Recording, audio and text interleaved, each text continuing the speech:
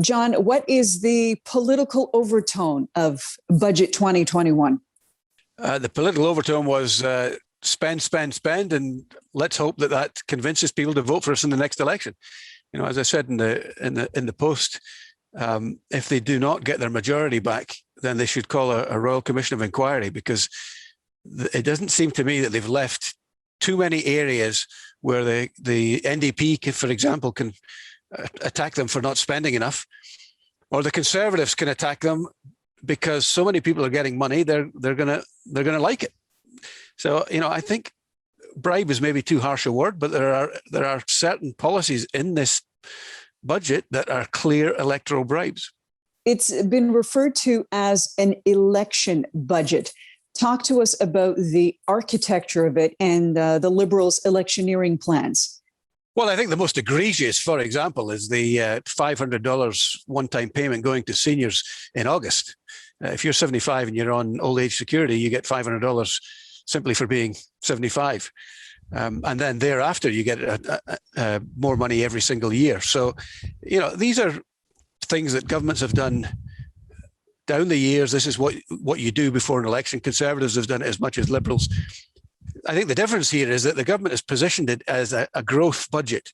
You know, they've taken a huge gamble on ramping up spending. I mean, if you look at over the horizon of the framework, it's $143 billion. Front-end loaded, because $100 billion of it is in the first 3 years. And they've claimed that this is not an electoral budget, but in fact, it's a growth budget. They're trying to stimulate growth. And there are things in there that will stimulate growth. There are policies on artificial intelligence, on quantum computing, on genomics, that you would imagine, if the money is wisely spent, could produce results. Nobody could possibly calculate what those results are going to be, though. So you are taking on faith that putting in money at one end produces growth at the other end. And I think that that's a huge gamble.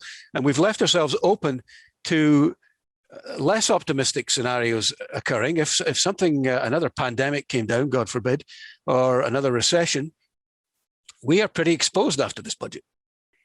Tell us about what the opposition is having a field day with. Conservative leader Erin O'Toole suggesting there was nothing in the budget to address the debt. NDP leader Jagmeet Singh suggested there's nothing on pharmacare, and the Bloc Québécois have said we'll take money for healthcare. We already have $10 a day childcare. How do you see this playing out? Well, I think, as I said, there's so much money going around that people are going to, in general, are going to like it and subsequently vote for it. I think the healthcare issue, though, is interesting because, you know, while the federal government may say that the federal debt is sustainable, anybody who's looked at the provincial debt long term knows that it is not sustainable, largely due to rising healthcare costs. And so at some point in the future, and probably in the near future, the government is going to have to come to an accord with the provincial governments to give them more healthcare funding. None of that is accounted for in this budget. And, you know, we are on the cusp. Everything's got to go right for this scenario that the government has just painted to come good, i.e. that the debt to GDP ratio peaks at 51%, and then this year and then thereafter goes downhill. That is their fiscal anchor. I think many people would have preferred to see the debt servicing cost to revenue ratio be the fiscal anchor.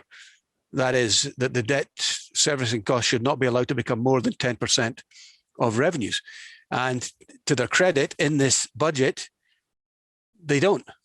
And in the final year, although the debt servicing costs doubled to $40 billion a year, they do not rise more than 10% of revenues.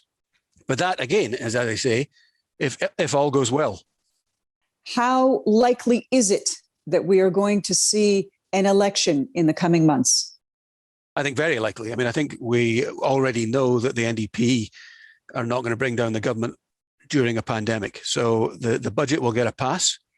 But I think everything the Liberals have done in this budget suggests that they are gunning for an election before the fall.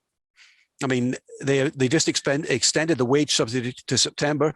The Canada Recovery Benefit goes to September. You don't want to have be brought down late fall after all these benefits have been removed and people are potentially hurting and blaming the government.